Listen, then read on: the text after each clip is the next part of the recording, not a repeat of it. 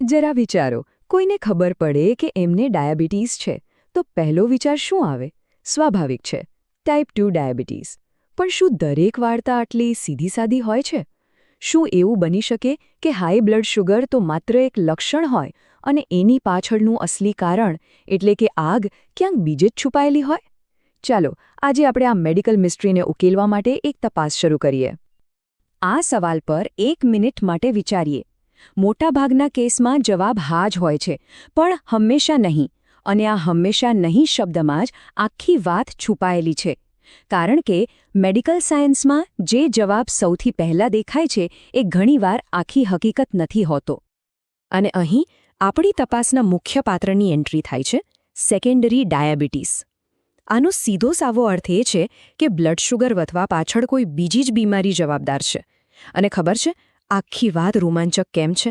કારણ કે જો આપણે એ મૂળ બીમારીને શોધી કાઢીએ અને એની સારવાર કરીએ તો ડાયાબિટીસની સ્થિતિમાં જબરજસ્ત સુધારો થઈ શકે છે અને અમુક કિસ્સાઓમાં તો એ કદાચ જડ મૂળથી મટી પણ શકે છે. તો આ રહી આપણી તપાસની બ્લુપ્રિન્ટ. આપણે સૌથી પહેલાં એ સમજીશું કે ખોટી ઓળખ કેટલી જોખમી બની શકે છે.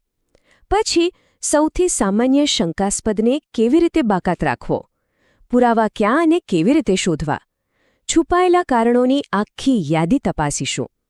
અને છેલ્લે એ ચુકાદા પર પહોંચીશું કે સાચું કારણ શોધવું આટલું બધું જરૂરી કેમ છે.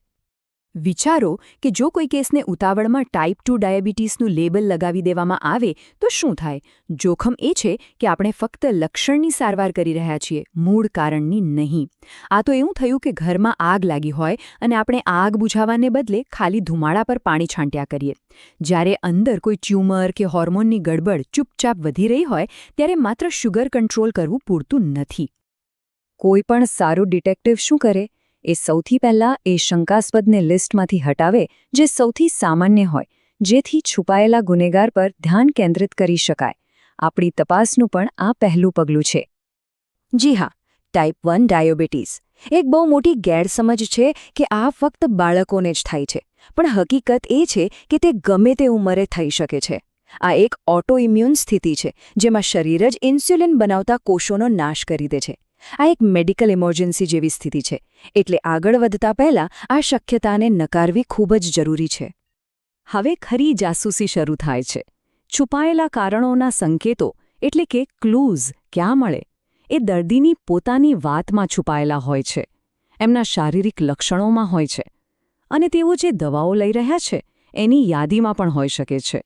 ધ્યાનથી સાંભળવું અને ઝીણવટભરી તપાસ કરવી એ જ સાચા નિદાન સુધી પહોંચવાની ચાવી છે. આપણી તપાસમાં જે શંકાસ્પદો છે એમને આપણે 5 મોટા ગ્રુપમાં વહેંચી શકીએ. મોટાભાગના કેસમાં સેકન્ડરી ડાયાબિટીસનું મૂળ કારણ આ 5માંથી કોઈ એક કેટેગરીમાં જ છુપાયેલું હોય છે. તો આ છે આપણા 5 મુખ્ય શંકાસ્પદો. પહેલું, અંતઃસ્ત્રાવી રોગો એટલે કે હોર્મોન્સ બનાવતી ગ્રંથિઓની સમસ્યાઓ. બીજું, સ્વાદુપિંડ એટલે કે પેન્ક્રિયાઝના રોગો. ત્રીજું, અમુક દવાઓની આડઅસર. ચોથું, જીનેટિક એટલે કે વારસાગત સિન્ડ્રોમ. અને પાંચમું, લિપોડિસ્ટ્રોફી, જેમાં શરીરમાં ચરબીનું વિતરણ બગડી જાય છે.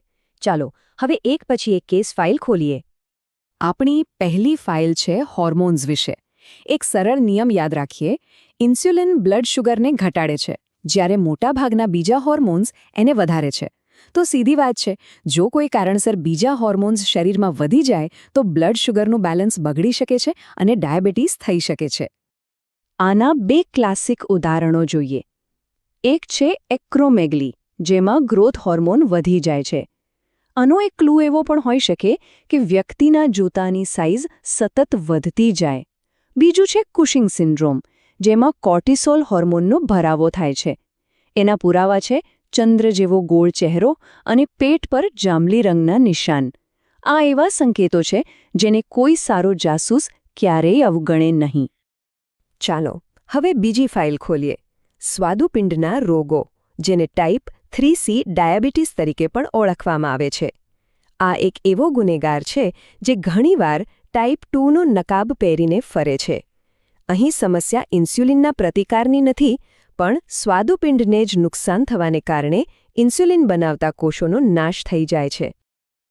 આ કેટેગરીના મુખ્ય શંકાસ્પદો છે ક્રોનિક પેન્ક્રિયાટાઇટિસ, અથવા હિમોક્રોમેટોસિસ, જેમાં શરીરમાં જરૂર કરતાં વધુ આયન જમા થાય છે.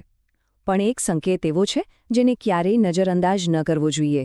એ છે જો 50 વર્ષથી વધુ ઉંમરની વ્યક્તિને અચાનક ડાયાબિટીસ થાય અને સાથે સાથે વજન પણ ઘટી રહ્યું હોય તો એ સ્વાદુપિંડના કેન્સર માટે એક ગંભીર ચેતવણી હોઈ શકે છે.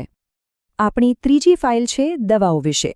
કેટલીક દવાઓ એવી હોય છે જે બીજી બીમારીઓ માટે લેવાતી હોય પણ એની આડઅસર તરીકે બ્લડ શુગર વધારી શકે છે. આ કેસની સૌથી સારી વાત એ છે કે જો ગુનેગાર એટલે કે એ દવાને ઓળખી લેવામાં આવે તો એને બદલવાથી કે બંધ કરવાથી ડાયાબિટીસની સમસ્યા ઉકેલી શકે છે. પણ આ કેટેગરીમાં એક ખાસ અને ગંભીર ચેતવણી પણ છે. કેન્સરની સારવારમાં વપરાતી અમુક નવી દવાઓ, જેને ઇમ્યુન ચેકપોઇન્ટ ઇન્હિબિટર્સ કહેવાય છે, તે એકદમ વિસ્ફોટક અને ગંભીર પ્રકારનો ડાયાબિટીસ કરી શકે છે. તે તીવ્ર ટાઈપ 1 ડાયાબિટીસ જેવો જ હોય છે અને એમાં દર્દીને જીવનભર ઇન્સ્યુલિન લેવું પડે છે. અહીં કોઈ રિવર્સ ગિયર નથી. આપણે છેલ્લી 2 ફાઇલો એવા કારણો પર છે જે ભલે ઓછા જોવા મળતા હોય પણ અત્યંત મહત્વપૂર્ણ છે. ક્યારેક ડાયાબિટીસ કોઈ મોટા વારસાગત સિન્ડ્રોમનો માત્ર એક ભાગ હોય છે, અથવા તો એ લિપોડિસ્ટ્રોફી એટલે કે શરીરમાં ચરબીના અસામાન્ય વિતરણને કારણે થાય છે. દાખલા તરીકે, વોલ્ફ્રામ સિન્ડ્રોમમાં ડાયાબિટીસની સાથે સાથે આંખોની રોશની જવી અને બહેરાશ જેવા લક્ષણો પણ હોય છે. જ્યારે લિપોડિસ્ટ્રોફીમાં શરીરમાં ચરબી જમા થવાની જગ્યા જ ઓછી થઈ જાય છે અને એના કારણે ખૂબ જ ગંભીર ઇન્સ્યુલિન પ્રતિકાર પેદા થાય છે. તો આટલી બધી જાસૂસી અને મહેનત શા માટે? શું ફેર પડે છે? ફેર બહુ મોટો પડે છે, કારણ કે સાચા અને ખોટા નિદાન વચ્ચે જમીન આસમાનનું અંતર હોઈ શકે છે. હવે સમય છે ચુકાદાનો, એ સમજવાનો કે સાચું કારણ શોધવું કેમ આટલું નિર્ણાયક છે. જરા આ ટેબલ પર નજર કરીએ. દરેક ભૂલની એક કિંમત ચૂકવવી પડે છે. જો સેકન્ડરી ડાયાબિટીસને ટાઈપ 2 માની લેવાય તો ટ્યુમર જેવી બીમારી શરીરમાં વધતી જ રહે છે. જો ટાઈપ 3C ને ટાઈપ 2 સમજાય તો સારવાર જ ખોટી દિશામાં જાય છે. જો દવાને કારણે ડાયાબિટીસ હોય અને એ પકડાય નહીં તો નુકસાન કરનારી દવા ચાલુ રહે છે. અને જો ચેકપોઇન્ટ ઇન્હિબિટરનો કેસ ચૂકી જાય તો જીવલેણ ઇન્સ્યુલિનની ઉણપનું નિદાન જ થતું નથી. આ પરિણામો સ્પષ્ટ અને ખૂબ જ ગંભીર છે. આ સમગ્ર તપાસ પછી આપણે એક અંતિમ અને સૌથી મહત્વપૂર્ણ શીખ પર આવીએ છીએ. એક સુવર્ણ નિયમ જે દરેક નવા ડાયાબિટીસના કેસમાં યાદ રાખવો જ જોઈએ. અને એ નિયમ આ છે: ટાઈપ 2 ડાયાબિટીસનું નિદાન છેલ્લે થવું જોઈએ, પહેલાં નહીં.